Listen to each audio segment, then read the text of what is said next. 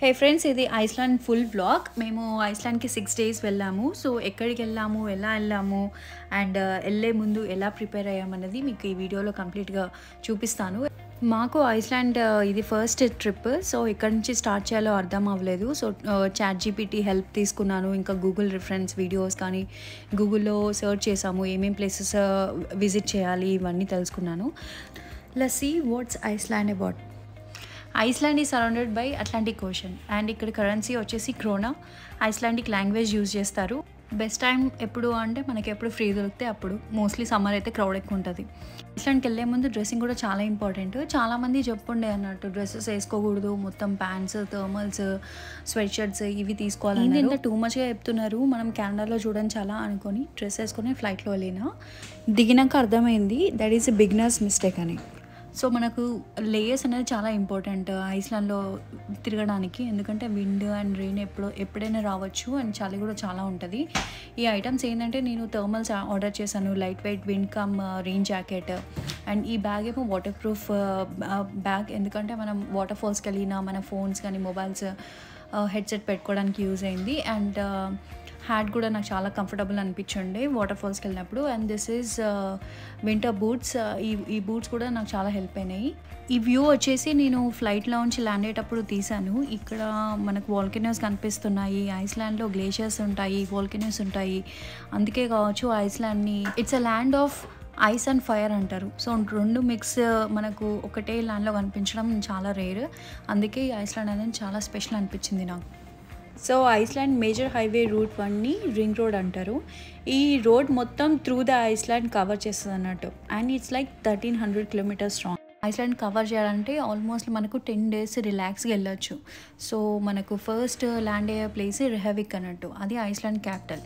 అక్కడ నుంచి మన విక్ అనే ఇంకొక స్పాట్ ఉంటుంది. ఇదంతా సౌత్ ఐలాండ్ అంటారు. ఆ స్పాట్కి ఆ స్ట్రెచ్ మొత్తం మనకు వాటర్ ఫాల్స్ కానీ డ్రైవ్ కానీ చాలా బ్యూటిఫుల్ ఉంటుంది. అండ్ మళ్ళీ విక్ నుంచి హాఫిన్కి ఈ బ్లాక్ డైమండ్ బీచ్, ఈ బీచ్లో అవన్నీ మేము మిస్ చేసాము. ఎందుకంటే అక్కడ గ్లేషియర్ ఫ్లడ్స్ వచ్చాయి. అది చాలా కామన్ అంట. అండ్ మోరోవర్ ఆ బ్రిడ్జ్ బ్రేక్ డౌన్ వల్ల మేము ఆ రూట్ మొత్తం తీసుకోలేకపోయాం. చాలా డిసప్పాయింట్ అయినా. ఎందుకంటే మేము ఆల్రెడీ హోటల్స్ బుక్ చేసాము, ఆ రూట్కి కావాల్సిన స్పాట్స్ అనేది ముందుగానే ప్లాన్ చేసుకున్నాము. బట్ నేచర్ అబ్స్టాకిల్స్ని ఎవరు మాత్రం ఏం చేస్తారు. సో మేము అప్పటికప్పుడు బ్యాకప్ ప్లాన్ అనేది పెట్టేసుకొని మళ్ళీ హోటల్స్ సర్చ్ చేసాము. సో ఇప్పుడు డ్రైవ్ విక్ నుంచి హాఫిన్ కాకుండా విక్ నుంచి డైరెక్ట్ నార్త్ ఐలాండ్కి వెళ్ళాలి. సో సౌత్ ఐలాండ్ నుంచి మేము మళ్ళీ రెహవిక్ క్రాస్ అయ్యి డైరెక్ట్ మీవాన్ అనే ఒక లేక్ మీవాన్ అని ఇంకో. సో సౌత్ ఐలాండ్ నుంచి నార్త్ వెళ్ళడానికి మాకు ఆల్మోస్ట్ 7 hours. మధ్యలో ఆకరాలి అని ఇంకొక స్పాట్ కూడా ఉంటుంది, అది కూడా చాలా బాగుండే. సో ఫస్ట్ డే మేము ఈ రేవిక్లో ఈ స్ట్రీట్కి వెళ్ళాము. పలకడానికి అయితే కష్టంగా ఉంది స్ట్రీట్ నేమ్. సో ఇక్కడ ఇదైతే చాలా హ్యాపీగా అనిపించింది మాకు. రెస్టారెంట్స్, బార్, షాపింగ్, అంత హడావిడి గోలా, మంచి వైబ్ ఉండే అన్నట్టు ఈ స్ట్రీట్ మొత్తం. సో కానీ ఫుల్ చల్లగా అనిపించింది. ప్రాపర్ క్లోతింగ్ అనేది చాలా చాలా ఇంపార్టెంట్ ఐస్లాండ్లో. చిన్నపిల్లలు ఉంటే మాత్రం ఖచ్చితంగా థర్మల్స్ అనేది వేయాలి. Light weight jacket, gloves, hat, boots ఇవి కూడా లిస్ట్లో యాడ్ చేసుకోవాలి. ఇది వచ్చేసి చాలా famous church in రెహవిక్.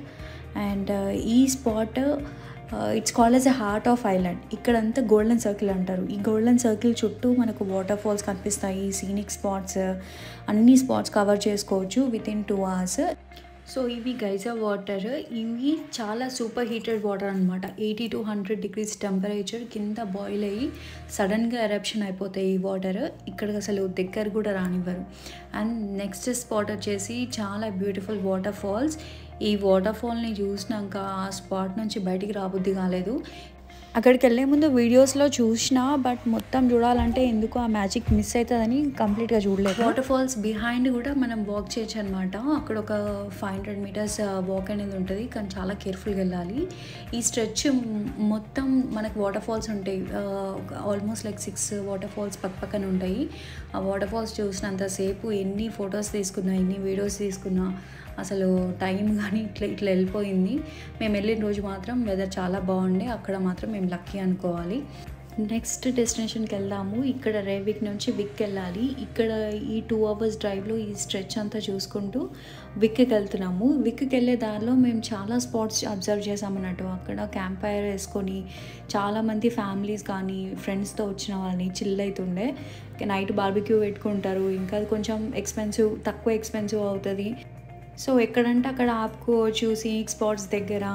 And moreover Iceland చాలా సేఫ్ కంట్రీ అంటారు. ఎక్కడ ఆపుకున్నా ఇక్కడ నైట్ స్టే చేసినా ఏం టెన్షన్ ఉండదు. సో విక్లో మేము నెక్స్ట్ స్పాట్ ఏం చూసామంటే బ్లాక్ శాండ్ బీచ్. ఇక్కడ సౌత్ ఐలాండ్లో చాలా వరకు బీచెస్ అన్నీ బ్లాక్గానే ఉంటాయి. మీరు ఆ శాండ్ చూసినా వాటర్ వేవ్స్ కూడా చాలా స్ట్రాంగ్ ఉంటాయి. అక్కడికి స్విమ్మింగ్కి కూడా పోనీయరు. ఆ షోర్కి వెళ్ళాలన్నా కూడా మనకు కొంచెం టెన్షనే ఉంటుంది. కాబట్టి చాలా కేర్ఫుల్గా ఉండాలి. Strong waves and black sand, పక్కనే మౌంటైన్స్, ఆ వ్యూ అంతా నాకు చాలా మంచి అనిపించింది. డిఫరెంట్గా అనిపించింది. ఎప్పుడు మనం నార్మల్ బీచ్కి వెళ్తూ ఉండే కానీ ఇట్లాంటి బ్లాక్ శాండ్ బీచ్ అది కొంచెం డిఫరెంట్ అనిపించింది. అండ్ భయం కూడా అనిపించింది. ఆ వాటర్ దగ్గరికి అయితే నేను అసలుకే వెళ్ళలేదు. నాకు వాటర్ వేవ్స్ ఇవన్నీ చాలా భయం అనిపిస్తుంది. సో దూరంకి వెళ్ళి చూసినాం. సో బ్యాక్ టు నార్త్ ఐలాండ్కి వెళ్ళాము. ఆన్ ద వేలో రేవిక్ క్రాస్ అయ్యాము. ఆ నుంచి ఆకరాలి అని చెప్పి ఒక టౌన్ ఉంటుంది. ఆ టౌన్లో మీరు చూస్తే ఇక్కడ రెడ్ సిగ్నల్స్ అన్నీ హార్ట్లో ఉన్నాయి. మేబీ ప్రేమతో ఆగమంటుండ అనుకుంటా. అండ్ నా నెక్స్ట్ ఫేవరెట్ స్పాట్ వచ్చేసి హాట్ స్ప్రింగ్స్ ఇన్ లేక్ మేవన్. ఇక్కడ మాత్రం నేచర్ బాత్ అని చాలా ఫేమస్ అనమాట. మస్తు అనిపించుండే నాకు. ఇక్కడ లోపలికి వెళ్ళినాక water almost like 42 degrees 40 to 45 వరకు ఉన్నాయి. బయట విండ్ అంతా చల్లగా ఉండే, లోపలికి వెళ్తే మాత్రం చాలా సూదింగ్గా రిలాక్సింగ్ అనిపించింది. ఆల్మోస్ట్ లైక్ మేము 4 to 5 hours ఉన్నాము. సో ఇక్కడికి వెళ్ళాలంటే ముందుగానే వెబ్సైట్లో ప్రీ బుకింగ్ అనేది మనకు స్లాట్స్ అవైలబుల్ ఉంటాయి. స్లాట్స్ త్రూ బుక్ చేసుకోవాలి. అండ్ కిడ్స్కి ఫ్రీ ఉంటుంది. డ్రింక్స్కి మనం పే చేయొచ్చు. It's up to us. Next ఇది చాలా ఇంట్రెస్టింగ్ స్పాట్. దీన్ని లావా ఫీల్స్ అంటారు.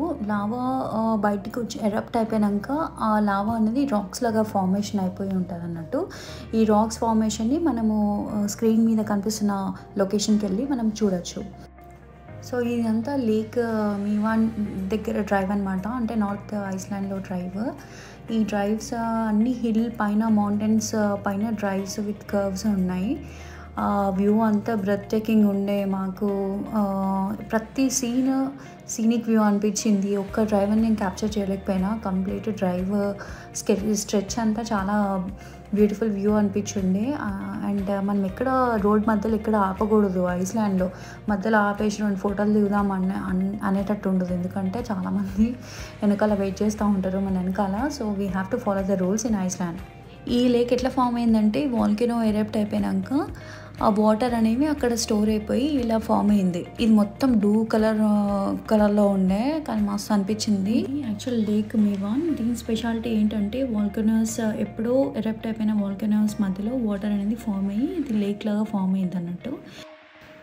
నార్త్ ఐలాండ్లో నాకు నచ్చింది ఏంటంటే చాలా ఫ్లైస్ ఉండే. అక్కడ ఫ్లైస్కి నెట్కి హ్యాట్ కూడా ఇచ్చిండ్రు పెట్టుకోవడానికి. అయినా అది వేసుకొని కూడా అందరూ హైక్ వెళ్తుండే. ఈ మౌంటైన్స్ మధ్యలో ఇలా ట్రైల్ వాక్ ఉందన్నట్టు. ఈ వాక్ కూడా మనం వాక్ చేసి వెళ్ళొచ్చు, కానీ మాకు అంత టైం దొరకలేదు కాబట్టి మేము వెళ్ళలేదు. సో లేక్ మీవాన్ నుంచి మేము మళ్ళీ రేవిక్ వెళ్ళడానికి ఆల్మోస్ట్ లైక్ 6 hours పట్టింది. ఆ 6 hours డ్రైవ్ కూడా బ్రెత్ టేకింగ్ ఉండే. ప్రతి వ్యూ, ప్రతి రైడ్, ప్రతి టర్న్, కర్వ్, వాటర్ ఫాల్స్తో, మౌంటైన్స్తో, కింద వాటర్ ఫాల్స్, మౌంటైన్స్ మధ్యలో వాటర్ ఫాల్స్. అసలు మనం తల ఇటు తిప్పలేం అటు తిప్పలేం. ఒక్క రైడ్ అంటూ నేను క్యాప్చర్ చేయలేకపోయినా. అంత మంచి అనిపించింది. ఇంత ఎక్స్పెన్సివ్ పెట్టుకొని ఇన్ని అరేంజ్మెంట్స్ చేసుకొని ఐస్లాండ్కి రావడం వర్తిటా అని నన్ను అడిగితే మాత్రం ఖచ్చితంగా వర్తిట్. ఏమైనా ప్లాన్స్ ఉండి బయట ఏమైనా కంట్రీస్ విజిట్ చేయాలి అనుకుంటే సమ్మర్ టైంలో Iceland is the best option. But you have to prepare for the Schengen visa in advance. Like 3 months before అన్ని ఫ్లైట్ టికెట్స్ అవన్నీ అరేంజ్ చేసుకోవాలి. ఆ స్లాట్స్ కూడా మనం ఆన్లైన్లో వెబ్సైట్ చేయొచ్చు. But if you need something information on this I can make a video on that. So మనం ఇదంతా తిరగాలంటే మనకు లోపల కూడా ఎనర్జీ ఉండాలి. ఎనర్జీ ఉండాలంటే ఫుడ్ మంచిగా తినాలి. సో ఈ ఫుడ్ ఎక్కడ మంచిగా ఉంటుంది అని మేము ఆప్షన్స్ ఎతికినాము. 2-3 ఇండియన్ రెస్టారెంట్స్ ఉండే, బట్ అవి ఎక్స్పెన్సివ్ అనిపించినాయి. ఏం లేనప్పుడు ఏదో ఒకటి తినాలి కాబట్టి సర్లే అని ఇండియన్ రెస్టారెంట్స్కి వెళ్ళినాం. అండ్ మోరోవర్ అక్కడ ఫుడ్ కూడా మేము ట్రై చేసినాము. డానిష్ అండ్ ఐస్లాండిక్ స్వీట్స్ మాత్రం మస్తు అనిపించినాయి మాకు. బట్ రెస్టారెంట్స్ అనేవి 9 o'clock క్లోజ్ అయిపోతుంది. కిచెన్ మాత్రం బట్ బార్ మాత్రం 12-1 వరకు ఓపెన్ చేసే పెడతారు. చాలా హోటల్స్లో బ్రేక్ఫాస్ట్ అనేది ఇంక్లూడ్ చేస్తారు ప్యాకేజ్లో. బట్ మనం లంచ్ అండ్ డిన్నర్ ఆప్షన్స్ మనం ఎత్తుక్కోవాలన్నమాట. ఐస్లాండ్లో డే లైట్ అయితే 11:30 వరకు ఉండే, సమ్మర్లో అయితే 4:30కే sunrise. So this is all about the Iceland experiences. If you like it, please like, share and subscribe to my channel. Thank you.